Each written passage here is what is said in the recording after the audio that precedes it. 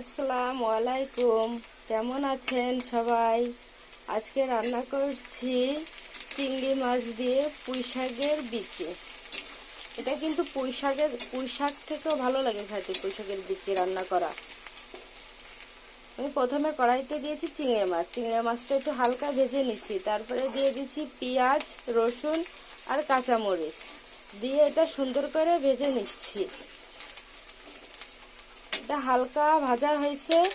এখন এর ভিতর দিয়ে দেব লবণ, পরিমাণ মতো লবণ দিয়ে দেব, হলুদের গুঁড়া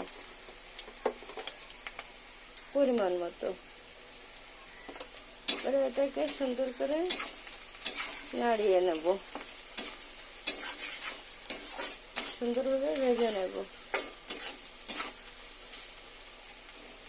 দেখেন এই যে হালকা ভাজা হয়ে আসছে। এর ভিতর দিয়ে দেব পুঁই শাকের বিচি আর হলো আলুগুলো ছোট ছোট করে কেটে দেওয়া, পাতলা পাতলা করে দেওয়া। এবারে সুন্দরভাবে মিশিয়ে নেব, মিশিয়ে এটার সঙ্গে কষায় নেব। কষায় ঝোলের পানি দিলে ব্যাস রান্না রেডি। আমাদের ভিডিওটি ভালো লেগে থাকলে অবশ্যই লাইক করে দিবেন আর আমাদের চ্যানেলটি অবশ্যই সাবস্ক্রাইব করে দিবেন। আল্লাহ হাফেজ।